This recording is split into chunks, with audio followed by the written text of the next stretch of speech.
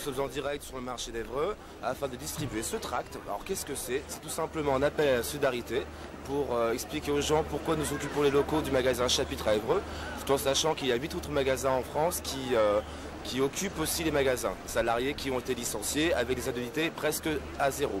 Tout en sachant que quelqu'un qui a 3 à 4 ans d'ancienneté repartira avec quelque chose comme 800 €.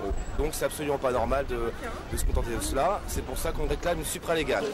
Depuis 10 mois, vous savez que le magasin va être fermé et vous travaillez en voyant progressivement la clientèle s'effilocher, disparaître, sans avoir pour autant plus d'informations sur ce qui est réservé au sort des salariés. Ouais, pas du tout d'informations. Voilà, bien entendu, donc c'est parfaitement scandaleux de considérer des salariés de cette manière.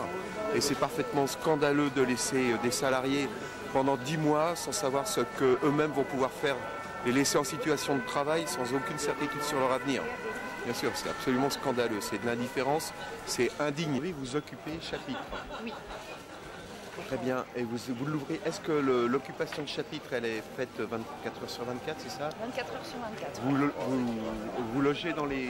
On loge dans les locaux. Vous logez dans les locaux, etc. Oui. Donc vous vous ravitaillez dans les locaux, vous avez, vous avez organisé un tour, c'est ça? Un tour, oui. Vous avez un tour de veille, quoi, c'est-à-dire Oui, que vous c'est ça. tournez... Ouais. Chacun son tour, Ok. en fait, on dort, on se reste la journée. Voilà ce qu'on fait la nuit, on dort ici, c'est confortable. On est réveillé par le jour. Pour partager les repas tous ensemble, c'est aussi pour se retrouver, discuter, échanger, monter, préparer les actions que l'on va faire le résumé de celles qui ont été faites, communiquer les informations diverses et puis se soutenir les uns les autres. Auparavant, la société s'appelait Forum. Forum Espace Culture. Espace Culture, c'est ce qui est inscrit effectivement sur le sol. Tout et à ensuite, fait. elle est devenue Chapitre. Elle est devenue Chapitre vers 2008. Je n'ai pas la date exacte. Avril 2008, on avait un nouveau logiciel. C'est-à-dire que l'ancien actionnaire de Forum Espace Culture a revendu les 12 ou 13 magasins qu'il avait en France et à Bertelsmann. Bertelsmann, c'était le premier actionnaire qu'on a eu en 2009, un truc comme ça, 2009-2010. Et on est devenu après DGF, Direct Group France. Après, Bertelsmann a revendu à Najafis Company, un fonds de pension de retraite américain. Et là, on est devenu Acticia. Vous voyez le truc? Non, sûrement. Nous non plus. Moi, j'ai mis... allez, on va dire 8 ans pour comprendre, non pas 8 ans, mais 2008 à aujourd'hui pour comprendre avec qui j'étais, avec qui je bossais et comment c'était. Donc, du coup, pour répondre à votre question, à savoir la différence, c'est qu'avant on nous faisait confiance, c'était plus un travail familial, même s'il fallait rester rigoureux et sérieux, ça n'enlève rien au problème. Mais par la suite, on nous a imposé certains choix qui étaient complètement idiots, antiproductifs. On a plus mis les compétences des salariés les uns contre les autres plutôt que de les fédérer. C'est-à-dire qu'il y avait une personne qui décidait, c'était comme ça pour tout le monde, même si ça n'allait pas dans le bon sens.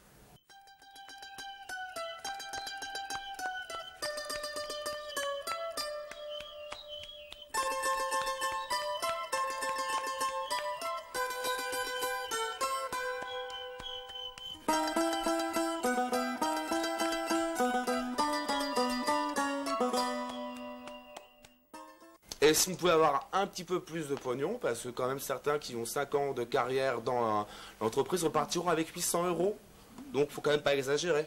Il faut savoir aussi qu'on a eu des patrons qui sont partagés il y a 2 ans 120 000 € à 4, alors que l'entreprise perdait 20 millions d'euros.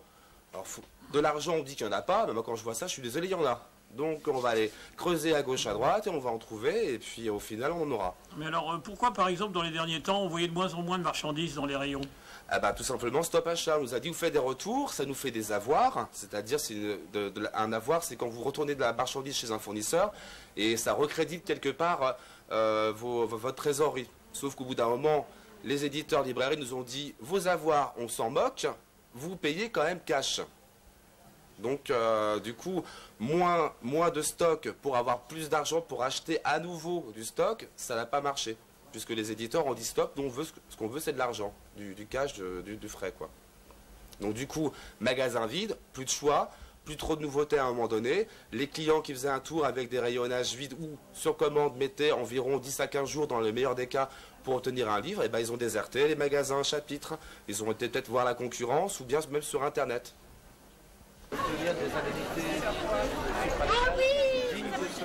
Bon, ce qui va manquer, c'est que, comment dire, Chapitre, c'était le cœur même du centre-ville. C'est, comment dire, il y avait énormément de passages, ça faisait, comment dire, ça faisait venir plein de monde. C'était un espace culturel ouvert absolument génial. On pouvait y trouver aussi bien le DVD que, comment dire, ça allait du DVD aux jeux vidéo en passant, bien sûr, par des bouquins.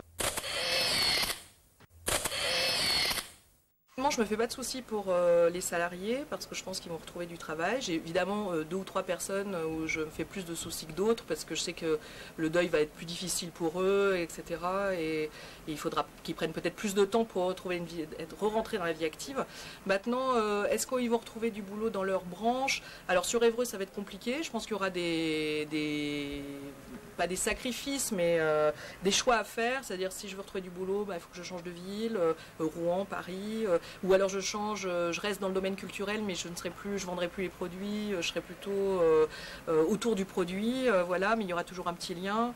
Voilà, c'est tout ça. Après, j'ai de l'espoir pour la suite parce que déjà, nombreux d'entre vous ont déjà des idées sur ce qu'ils veulent faire plus tard, ont déjà des projets. Alors maintenant, est-ce que ça va se concrétiser ou pas? Ma foi, je l'espère pour eux, je le souhaite. Mais après, je pense qu'il y a une énergie, en tout cas dans cette équipe, qui fait que vous n'allez pas rester dans votre salon à zapper devant la télé en disant ça y est, c'est la fin. Je pense que tout le monde va rebondir.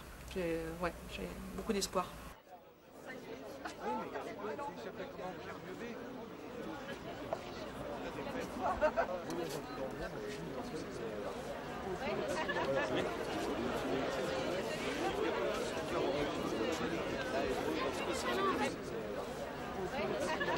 Pourquoi? Parce que France Loisirs, on peut dire que c'est un peu le joujou de Monsieur Hagen, notre directeur, et qu'il a un peu sacrifié Chapitre au profit de France Loisirs qui veut continuer à développer, mais pas forcément dans les produits de la culture malheureusement, parce que les produits de la culture, ils se disent que ça gagne pas assez. Donc voilà, on a été un petit peu on a été un peu sacrifié au profit de France Loisirs. Voilà. Et pas content.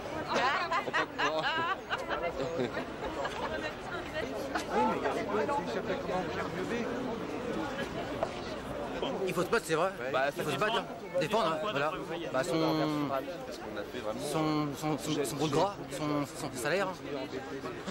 Et puis ses droits aussi. Ses droits, c'est important de se battre.